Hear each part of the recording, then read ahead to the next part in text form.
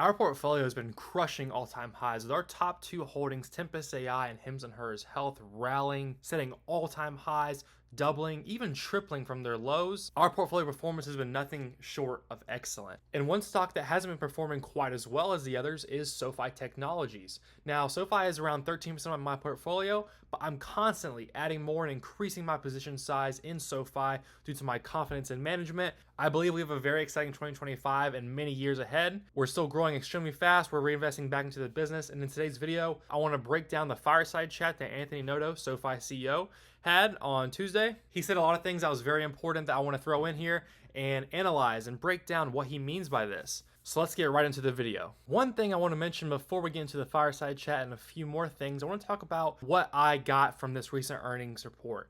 And that is Anthony Noto is not focused on doubling the stock over the short term. He does not care about short-term retail traders or pumping up those short-term EPS numbers. What he cares about is that compounded growth over the long term, and this is exactly what you want to see in management. When I'm investing in a business, I want to see a company focused on the long-term vision of the company and the long road ahead, not just pumping up short-term profits to satisfy retail shareholders. If anything, I think it's good that we're shaking out some of the weak-handed retail, and it's also giving me a chance to pick up more shares cheap. Another thing that I have noticed about Anthony Noto, CEO of SoFi, is a lot more engagement with the retail community.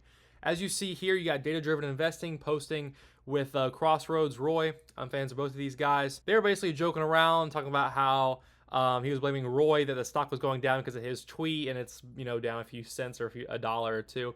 And Anthony Noto actually responded and said, "You guys are killing me. Just let it be, and it will be." What you see here is engagement, and he's interacting with the SoFi community, which I love to see. And it's also good to see a little bit of humor about all the retail shareholders panicking over the smallest drop in SoFi's share price. And then you have him reacting to another creator on X, saying, "If you don't think this man is on a mission to make SoFi a top 10 financial institution, then I don't know what to tell you except it will happen." Talking about Anthony Noto. And he responds with a fire emoji and reposts this guy's comment. And all in all, it is very exciting and a good sign to see him engaging with shareholders and retail investors. But what's more important, in my opinion, is this Fireside chat that we had on Tuesday.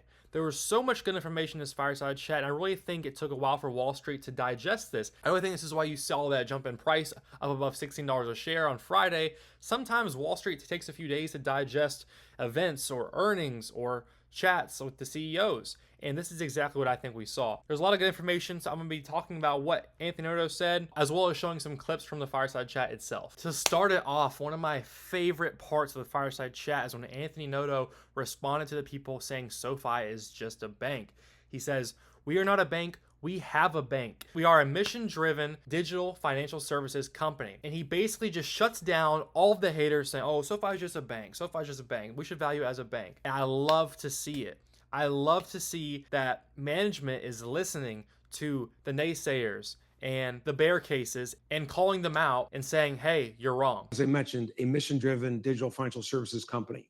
We have a bank, but we're not a bank. That bank serves us well in allowing us to use low-cost deposits to fund loans. That's its purpose.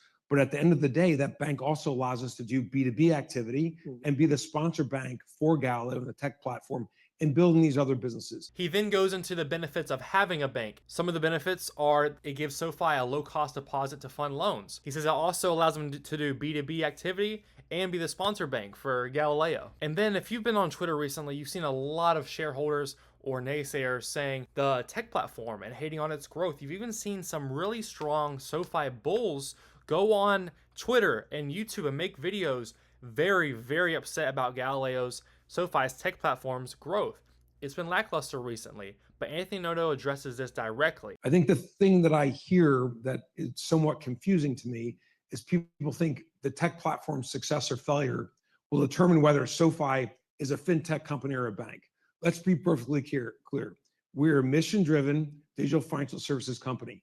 You can't be digital without technology. We don't have people taking orders or giving out cash. Machines are doing that for us. So the tech platform, at the end of the day, will serve SoFi in a great way, and in doing so will be a great business to other people. Again, it's just music to my ears hearing Anthony Noto reiterate that SoFi is a mission-driven digital financial services company. That's the big picture here, guys. It's an all-in-one, one-stop shop financial services platform. That's the future of SoFi. It's not a matter of if, it's a matter of when. SoFi also just released their SoFi Plus membership. That's $10 a month that unlocks $1,000 in value for the year.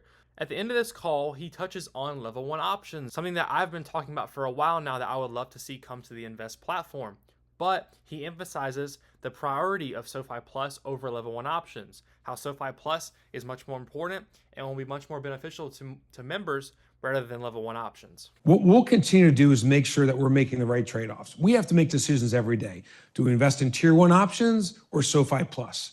Well, SoFi Plus could be an accelerant to all of our products. Tier 1 options, maybe some portion of the universe wants it, but not nearly as impactful as SoFi Plus. And oh, by the way, the success of tier 1 options would probably be greater if it was part of a product like SoFi Plus. So what I'm doing is putting my money where my mouth is, and I will be buying more shares next week of SoFi Technologies. I'm dollar cost averaging every week into SoFi.